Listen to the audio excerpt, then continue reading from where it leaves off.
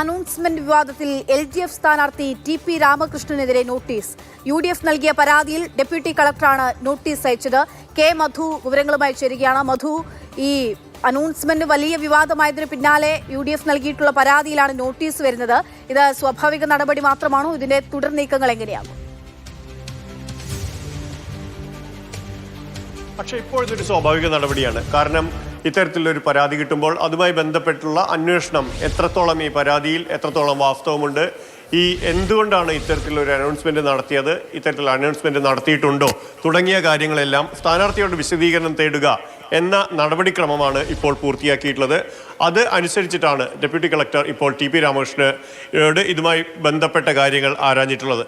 എന്നാൽ ഇതിനപ്പുറത്ത് രാഷ്ട്രീയമായി ഇത് പേരാമ്പ്രയിൽ മാത്രമല്ല, ഒരുപക്ഷെ ഈ തിരഞ്ഞെടുപ്പിൽ തന്നെ വലിയ വിവാദങ്ങൾ ഉണ്ടാക്കുന്ന ഒന്നായി മാറുന്നു എന്നുള്ളതാണ് ഏറ്റവും പ്രധാനപ്പെട്ട കാര്യം. കഴിഞ്ഞ തിരഞ്ഞെടുപ്പിൻ്റെ ഘട്ടത്ത് കാഫിർ സ്ക്രീൻഷോട്ട് പ്രചരിപ്പിച്ചതുമായി ബന്ധപ്പെട്ട് സമാനമായ വിധത്തിൽ ഒരു ആദ്യം വളരെ ചെറിയ തോതിൽ തുടങ്ങി വൻ വിവാദമായി മാറിയതിന് സമാനമായ ഒന്നാക്കി ഇതിനെ മാറ്റാം എന്ന് തീർച്ചയായും UDF വിശ്വസിക്കുന്നുണ്ട്. ഇടതുമുന്നണിക്ക് അത്തരത്തിലുള്ള ആശങ്കയുമുണ്ട്. പേരാമ്പ്ര മണ്ഡലത്തിൽ CPM-ന് ഏറെക്കുറെ ഉറച്ച പ്രതീക്ഷകളുള്ള ഒരു മണ്ഡലമാണത്. TP രാമകൃഷ്ണനാണ് സ്ഥാനാർത്ഥി. ഇടതുമുന്നണി കൺവീനർ സ്ഥാനാർത്ഥിയായി മത്സരിക്കുമ്പോൾ യാതൊരു അത്ഭുതവും സംഭവിക്കില്ല എന്ന് അവർ ഉറച്ച് വിശ്വസിച്ച ഒരു സ്ഥലമാണ് പേരാമ്പ്ര. പക്ഷേ അതിനപ്പുറത്ത് യൂത്ത് ലീഗിൻ്റെ ഫാത്തിമ തഹലിയ സ്ഥാനാർത്ഥിയാവുന്നു. വലിയ തോതിൽ പ്രചാരണങ്ങൾ ഉണ്ടാവുന്നു, മണ്ഡലം ഇളകിമറിയുന്നു. ആ ഘട്ടത്തിലാണ് ഇത്തരത്തിലുള്ള ഒരു അനൗൺസ്മെന്റ് മണ്ഡലത്തിൽ നടന്നു, അഥവാ CPM ഇപ്പോഴും നടത്തിക്കൊണ്ടിരിക്കുന്നു എന്ന് UDF ആരോപിച്ചത്. UDF-ന്റെ മണ്ഡലം TP രാമകൃഷ്ണൻ പറയുന്ന ഒരു സാഹചര്യം ഉണ്ടായിരുന്നു. ഇനി ഇതിൽ തിരുത്താനുള്ളൊരു സാധ്യത എങ്ങനെയാണ്? നിലവിൽ ഈ വിഷയം തന്നെ, അതായത് പ്രചാരണം തന്നെ ഈ വിഷയത്തിൽ ഊന്നിയ തലത്തിലേക്ക് UDF എത്തിക്കുമ്പോൾ എങ്ങനെ LDF-ന് ഇതിനെ മറികടക്കാനാകും? കാഫിർ ആണെങ്കിൽ ആദ്യം അത് അന്തരീക്ഷത്തിൽ എവിടെ ഒന്നും നമുക്ക് മുമ്പിൽ തെളിവായില്ലായിരുന്നു. തെരഞ്ഞെടുപ്പ് കഴിഞ്ഞ് പിന്നീട് ഒരു ഘട്ടത്തിലാണല്ലോ ആ തെളിവുകളെല്ലാം പുറത്തേക്ക് വരുന്നത്. പക്ഷെ ഇവിടെ അങ്ങനെയല്ല. ആ വാഹനവും അനൗൺസ്മെന്റും ഒക്കെ മുൻപിലുണ്ട്. TP-യുടെ പേരെഴുതിയ ബോർഡ് ഉൾപ്പെടെയുള്ള വാഹനവും ഒക്കെ ആയിരുന്നു. ഇവിടെ എങ്ങനെ തിരുത്താനാകും, എങ്ങനെ ഇതിനെ മറികടക്കാനാകും ഇടതുമുന്നണിക്ക്?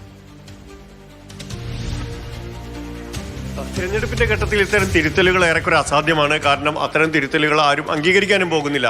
ഇടതുമുന്നണി വളരെ ബോധപൂർവത്തിൽ ഇത്തരത്തിൽ മതം പറഞ്ഞ പ്രചാരണം നടത്തി അത് മണ്ഡലത്തിൽ മതസ്പർദ്ധയുണ്ടാക്കുന്ന വിധത്തിൽ പ്രചാരണം നടത്തുന്നു എന്നുള്ളതാണ് UDF-ന്റെ ആരോപണം. കാരണം ആരും അറിയാതെ റെക്കോർഡ് ചെയ്ത ഒരു വാടക മൈക്കിൽ നിന്ന് പ്രചാരണം പുറപ്പെടില്ല. അത് സ്വാഭാവികമായും മുൻപേ ആസൂത്രണം ചെയ്തിട്ടുള്ള ഒന്നാണ് എന്ന ആരോപണമാണ് ഉന്നയിക്കുന്നത്. നമ്മുടെ സമുദായത്തിലെ കുട്ടിക്ക് വോട്ട് ചെയ്യൂ, കൗമിലെ കുട്ടിയാണ്, അതുകൊണ്ട് നമ്മുടെ സമുദായത്തിലെ കുട്ടിക്ക് വോട്ട് ചെയ്യൂ എന്നാണ് UDF ആവശ്യപ്പെടുന്നത് ഫാത്തിമയ്ക്ക് വേണ്ടി എന്നാണ് ആ പ്രചാരണത്തിൽ പറയുന്നത്. അത് അങ്ങനെ ഇടതുമുന്നണി ആരോപിക്കുമ്പോൾ അത്തരത്തിൽ ഇല്ലാത്ത പ്രചാരണമാണ്. തങ്ങളൊരിക്കലും അങ്ങനെ പറഞ്ഞിട്ടില്ല, ഞങ്ങളുടെ കുട്ടിയെന്നൊന്നും പറഞ്ഞിട്ടില്ല. അത് അത്തരത്തിലാണ് എന്ന് ഇടതുമുന്നണി ആരോപിക്കുന്നു. അത് മതസ്പർദ്ധ വളർത്താനാണ് എന്നാണ് ബാലനാരായണൻ നൽകിയിട്ടുള്ള പരാതിയിൽ പറയുന്നത്. അതുമായി ബന്ധപ്പെട്ടാണ് തെരഞ്ഞെടുപ്പ് പെരുമാറ്റച്ചട്ടത്തിന്റെ ലംഘനമാണ് എന്ന്, അതിൽ ലംഘനം നടന്നിട്ടുണ്ടോ, അല്ലെങ്കിൽ ഏത് സാഹചര്യത്തിൽ എന്തിന് ഇത്തരത്തിൽ പ്രചാരണം നടത്തി എന്ന് ചോദിക്കണം. അതിനുള്ള നടപടികളാണ് ഇപ്പോൾ പുരോഗമിക്കുന്നത്. TP രാമകൃഷ്ണൻ ഇക്കാര്യത്തിൽ വളരെ കൃത്യമായ മറുപടി ഇന്നലെ പറഞ്ഞിരുന്നു. എൻ്റെ രീതി ഇതല്ല, ഇടതുമുന്നണിക്ക് ഇത്തരം വോട്ടുകളും ആവശ്യമില്ല, ഞങ്ങൾ ചെയ്യുന്നുമില്ല. പക്ഷേ അത് ഒരു തെരഞ്ഞെടുപ്പിന്റെ ഘട്ടത്തിൽ അത് വിശ്വസിക്കുക എളുപ്പമല്ല. ഒരു തെരഞ്ഞെടുപ്പിന്റെ ഘട്ടത്തിൽ അതുമായി ബന്ധപ്പെട്ട ആരോപണങ്ങളും ഒട്ടും എളുപ്പമാവില്ല നേരിടാനായി. പാണക്കാട് തങ്ങൾ തന്നെ ഇന്ന് അത് നേരിട്ട് വന്ന് ഒരു തെരഞ്ഞെടുപ്പ് വിജയത്തിന് വേണ്ടി മാത്രം, അല്ലെങ്കിൽ ഒരു തെരഞ്ഞെടുപ്പിന്റെ ജയാപജയങ്ങൾ നിശ്ചയിക്കാൻ വേണ്ടി മാത്രം ഇത്തരത്തിൽ നടപടികൾ എടുക്കുന്നത് എത്രത്തോളം അനുചിതമാണ്, സമൂഹത്തിൽ എത്രത്തോളം പരിക്കുകൾ ഉണ്ടാക്കും എന്ന ചോദ്യം ഉന്നയിക്കുമ്പോൾ അത് പേരാമ്പ്രയിൽ ഒതുങ്ങില്ല. അതിനപ്പുറത്ത് ഈ തെരഞ്ഞെടുപ്പിന്റെ വിഷയമായി ഈ നേരത്തെ കാഫിർ സ്ക്രീൻഷോട്ട് പോലെ ഇപ്പോൾ കൗമിലെ കുട്ടിയും മാറുന്നു എന്നുള്ളതാണ് പ്രധാനമാവുന്നത്. അത് മറ്റ് മണ്ഡലങ്ങളിലേക്ക് കൂടി ഈ തെരഞ്ഞെടുപ്പിലുടനീളം എത്രത്തോളം പ്രചരിപ്പിക്കുന്നു എന്നുള്ളത് തീർച്ചയായും ഇടതുമുന്നണിക്ക് ക്ഷീണം ചെയ്യുക തന്നെ ചെയ്യും. അത് ഏതെങ്കിലും നിഷേധക്കുറിപ്പ് കൊണ്ട് മാത്രം പരിഹരിക്കാവുന്ന ഒന്നായി അത് മാറില്ല എന്നുള്ളതാണ് ഈ ഘട്ടത്തിൽ പറയാനാവുന്നത്. മണ്ഡലത്തിൽ ഉടനീളം ഇതുമായി ബന്ധപ്പെട്ട വിവാദങ്ങളാണ് ഉയർത്തുന്നത്. ഫാത്തിമ തഹലിയെ സംബന്ധിച്ചിടത്തോളം വ്യക്തിപരമായി ഫാത്തിമയെ ആക്രമിക്കുന്നു.